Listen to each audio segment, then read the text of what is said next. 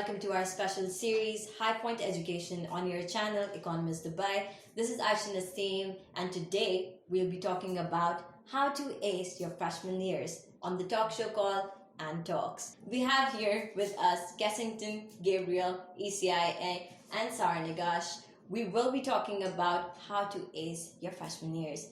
Let's begin. So today we'll be talking about introduction, and Sarah will be giving us her perspective on why she thinks introduction is important for freshmen. Well, I think introduction is important for freshmen because it makes you less awkward and you get to put yourself out there, and the other person might be as well uncomfortable introducing themselves. So you putting yourself out there and introducing yourself first will make them comfortable and more friendly with you. That's a very good point. Guys, the thing is, you don't have a rule to introduce yourself or to make your life easier on your freshman year. It's just these points will make you less awkward and more comfortable with your environment, and that will help you to grow. Now, we have Kessington here, and he will be telling us about why participation is important. Okay, so literally, when it comes to participating while you're in school, especially when you just start your education, it's quite important to take that first step and try to be something, do something with the crowd you find yourself in. Because at that first time, nobody knows you. Literally, nobody knows who you are. So that's participation help you define who you are. For example, if they have an event, yes, where a mix-up, because freshmen during the freshman year they have this mix-up to try to get you to be part of the show. Don't be the one that sits at home and say, "Oh, I don't know anybody. I don't want to be there." Guys, that was me, by the way. Yeah. So all you have to do is show up. You can be weird, you can be calm, you can be cool, but the most important thing is show up. Yes. You'll be surprised that sometimes you meet your crowd, your crazy crowd if you're the crazy bunch, your calm crowd if you're the calm bunch, and it helps a lot to be part of the group. I completely agree with Kessington. The thing is, I was that kind of a person who would just sit in the corner and not act or not participate at all. But since I've started participating, I've seen people's reaction and how it has changed my life. I've grown as a person. It has now I'm happier. I just feel more comfortable and just say I'm in front of the camera. So I've changed. Now we'll talk about how you should kill your comfort, because participation is important, but before that you should kill your comfort. So Sarah will be telling us some points on why she thinks that it's important for freshmen to kill their comfort.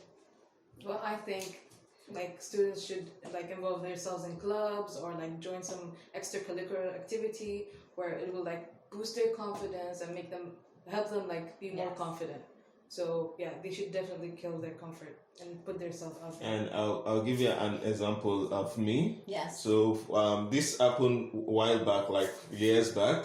So I just arrived in India. Yeah. And I was the only African in my school. Yes. So literally, here am I sitting on this desk, and I have everybody. They were so very much concerned about this guy. It looks different. Can he cope in a place where everybody speaks Marathi, literally, and I speak English? Yeah. It's supposed to be an English school, but then when you are in a new place. So the one way I killed my comfort, just put myself outside of the comfort zone, was I noticed a lot of people were wondering about my hair. Yeah. They want to touch my hair. They were like, did they touch your hair, by the way? Of course I let them, instead of me going oh, please don't. So, at first I was uncomfortable with them touching my hair. Yeah. But, when they started, it struck conversations. Yes. And when you start having conversations, then you find out that, there's lots of things that are very interesting about maybe where they are from, where you're from. So you have the curiosity on one side of the table, you have the curiosity on the other side of the table. So once you merge them together, it helps kill the comfort zone totally. That's 100% correct, guys. If you want to grow, you have to kill your comfort. You cannot... I'll give you my example. Whenever you go with your friends and you tend to not talk to other people, whenever I'm with my friends, I don't even look of what's happening around me. But when I kill my comfort, then I go talk to people, I explore, I grow. It just makes you a better person. You grow personally, and it will add up in your life, and you'll know how much important is it to just kill your comfort and be out there, because it doesn't really kill anyone. Our next point is think outside Google. Now we will be taking all of our perspective on what we guys think. Why should we think outside Google? Because guys, Google is out there and we all have the access to it. But we don't realize that by using Google, we are actually just killing a part of our life by just being restricted to one zone. That's Google. You should be out there. You should do things and experience life and not just be all about Google. It will improve your extracurriculums, your studies, everything. Like, stay on Google, do whatever you want to do, but then you'll be like everyone else and you don't want that. No one wants that. So think outside Google. So Sarah would be here giving us her perspective on why we should think outside of Google. Well, you should think outside Google because you should go out there and experience life and like what you're trying to study or your research you're trying to do, Yes. instead of just copying and pasting everything out like from Google.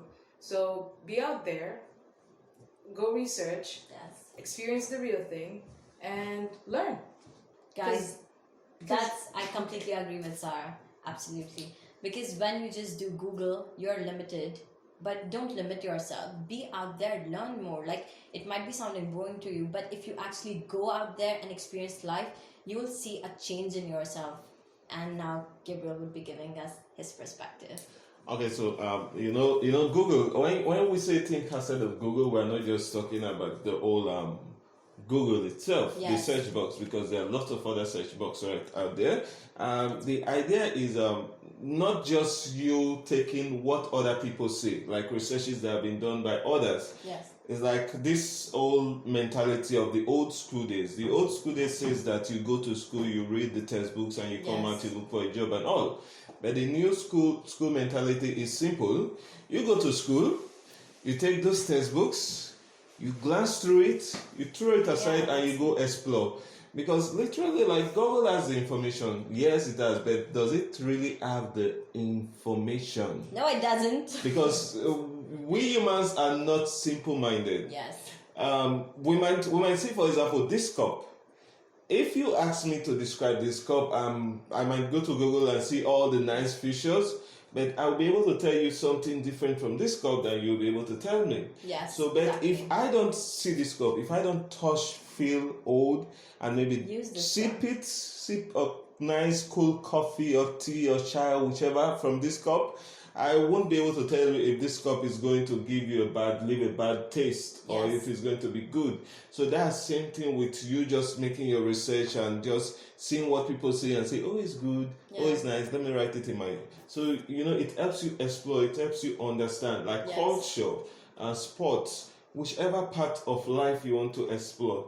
If you don't go out there and actually experience it, they say experience is the best teacher. Yes. So if you don't experience it, you're just going to have a second-hand information of what of the life you are living. So Yes, that's correct. thinking outside of Google, don't say put Google aside. Yeah. It's saying, take the right stuff from Google, but also experience it yourself. Guys, the moral of this point was just experience life. We all can access Google whenever we want, but this life, we all have very limited time, or whatever time we have, just make use of it, because we all are just restricted to Google nowadays, and that should not be the way. In your studies, in your life, whatever you do in life, go out there, experience life, and that's it. actually learn something. And actually learn something. Seriously, like whatever teachers are giving us today, if you're doing something, learn something from it. Don't just do it for the sake of doing it. Choose whatever you're doing very wisely and then work towards it. You'll be somewhere and you'll be thankful.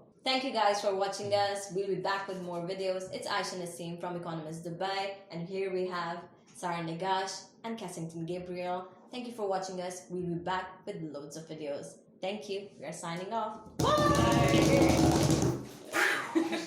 Reconnect our viewers.